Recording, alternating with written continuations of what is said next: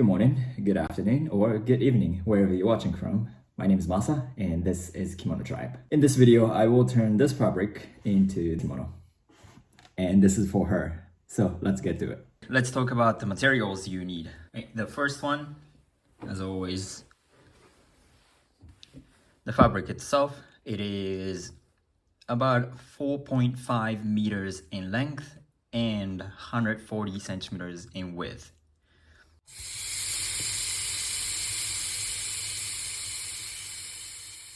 Fabric interface, tape measure, fabric scissors, seam ripper, fabric pins, or clip works too, threads, as always, any color of your choice, mini sewing kit, or technically speaking, you just need a sewing needles, iron or steamer, and sewing machine. Once again, the sewing machine is absolutely not the necessity. It is definitely optional. Traditionally speaking, all the kimonos were sewn by hand, so if you want to take that route, it is definitely possible. Now let's measure for ladies, and the only difference between gentlemen and ladies is the total length, the final length of the kimono itself. For the ladies, it's much simpler because it is just your height. The rest is the same as gentlemen. The first one is the shoulder length or shoulder width from the bone that sticks out the most all the way to back of your neck where the bone sticks out the most around your ear to the other side of the shoulder.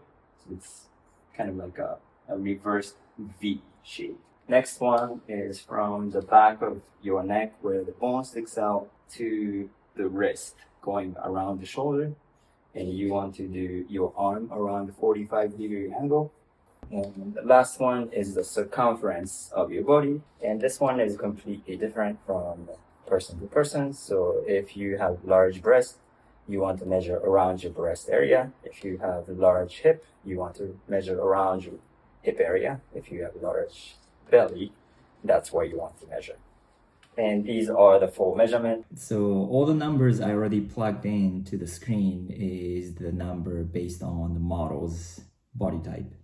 So please plug your number in. So A1 is going to be the final length of your kimono, which can be calculated A times 2. A2 is going to be where the tip of the collar is going to end up in. This is usually A divided in 2, so halfway. B1 is going to be the half of your shoulder length or shoulder width, so basically the B divided in 2, in this case, 19. C1 is going to be the total width of your sleeve, which can be calculated C minus B1. C2 is the total length of your sleeve itself, and this can be calculated by C1 times 2. D1 is same as male, basically how tight or loose you want your circumference of the kimono to be. If you want to make as tight as possible, basically snug to your body, then you may want to add only a few centimeters. If you want to make it slightly loose, a little bit of wiggle room, then you may want to add about 3 to 5 centimeters. If you want to make your kimono to be as baggy as possible, then you may want to add even more. D2 is a little bit of formula in order to figure out number, but as shown in the screen here, it is simply D2 plus D2 plus B1 plus 15 equals D1. Once you plug all the numbers in, you should be able to calculate the D1. Now you know all the numbers, so let's create a cutting pattern really quickly.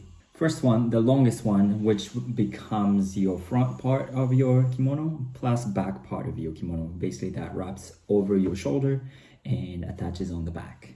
This is going to be A1 plus 5 centimeters by D2. This plus 5 centimeter, by the way, is not a seam allowance.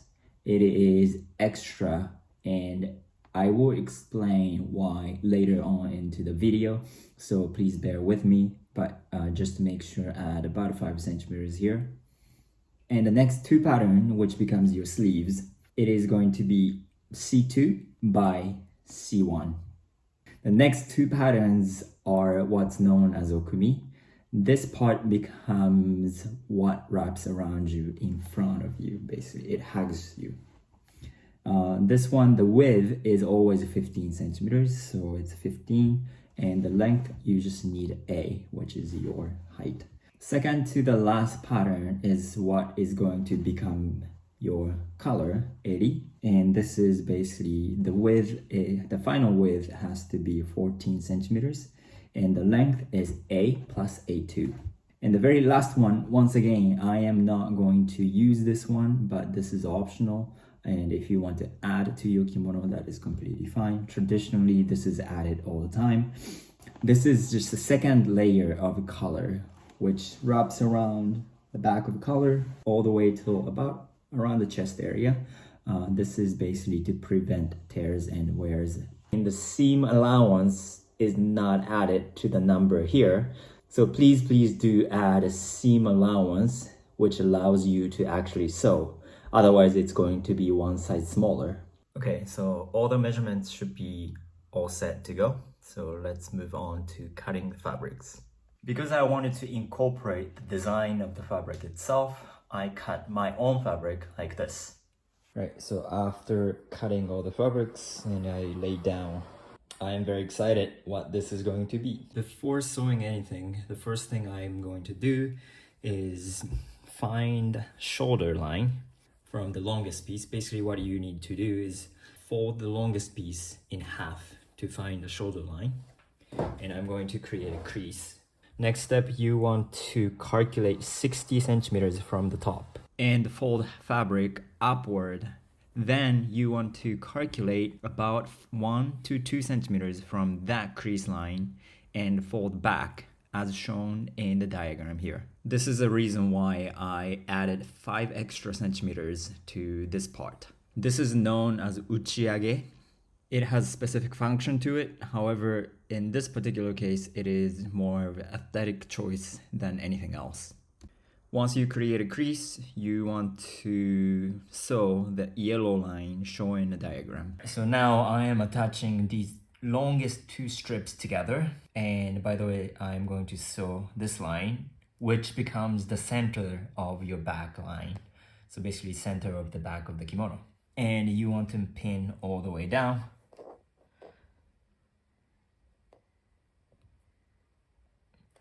And by the way, the printed side is facing upward, so meaning non-printed side is facing towards each other, as you can see here.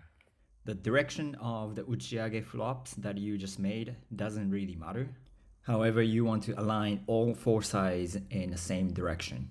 I am sewing about 1 centimeter from the edge, and little trick is that I am aligning this edge to the metal here all together. So basically I can sew straight.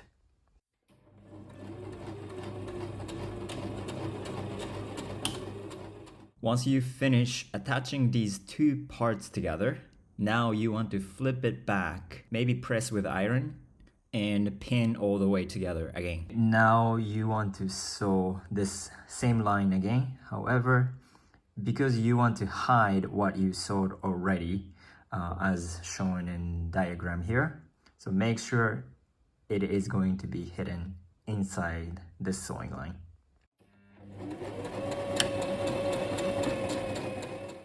Once you finish sewing, I would highly recommend opening everything up and ironing it. And also check the back if nothing is sticking out. Even if you find these small threads, you can just simply, some of them you can pull it and it comes out. If it does not come out, you can simply use the scissors to chop them off. Right, so once you sew the middle part, which is the center of the back, you want to flip entire thing from the shoulder crease that you initially made, and then start aligning the edge. Once you align entire edge, you want to calculate D2 from the center of the kimono and create another crease all the way along the edge of the kimono body, and then pin all together.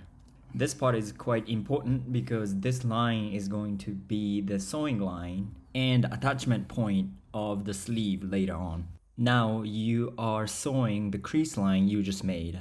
However, because you have to add sleeve later on, you want to leave final sleeve length -10 from the shoulder, as shown in a diagram. For example, if your sleeve length is going to be 50 centimeters, then you want to leave 40 centimeters without sewing from the shoulder.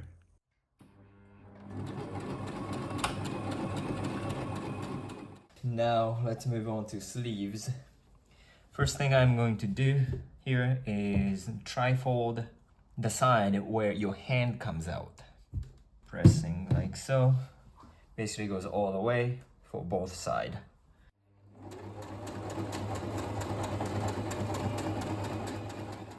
Once you finish sewing this line, what you want to do is fold this again, like so, and press with iron, just to make a crease. Once you finish creating a crease, you want to fold sleeve in half and press with iron. This line becomes the shoulder line. And from the line on the top, you want to measure the final length of the sleeve and press with iron to create a crease line again.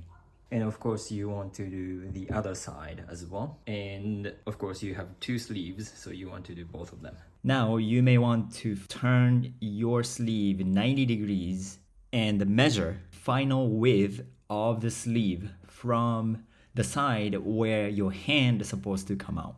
And once again, create a crease line all along the side.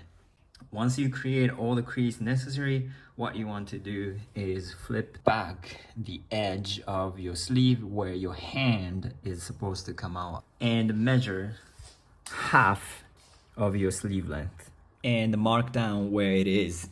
So I grabbed a container lid because I want to make this part, which becomes the front tip of your sleeve, slightly curved. Of course, you can simply sew straight down and turn straight to the side and make it like a pointy. But if you want to make it a little cuter, of course, a round object would be great.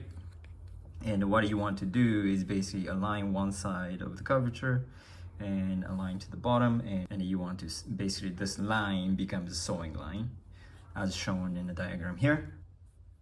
And I just marked using this curvature like so, and basically this is going to be the crease. Red line back to crease is going to be the sewing line. Once you sew everything like this, let's take care of the edge so it doesn't frail again. I'm folding the edge inward to the same direction to hide the edge inside the sewing line as shown in the diagram. By the way, the very end, I will leave it as is for now. So basically I am going to sew all the way until the crease you just made. So the same as the actual stitch line.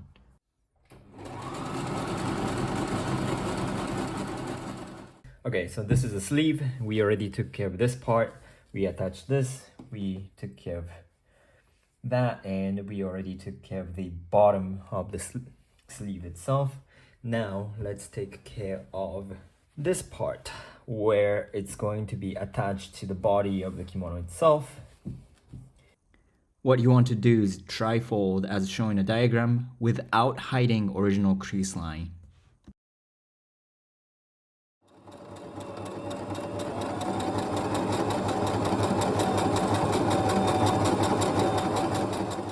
Hello, Muscles here. I have not quite yet to figure out how to upload more than 15 minutes of video to YouTube quite yet. I will figure out as soon as possible. However, meanwhile, I will have to split a longer form video. If you are making kimono with me in this video, I linked up the part 2 of this video in the description below or up here. So please hit that link to move on to the next one. All right, see you in the part 2.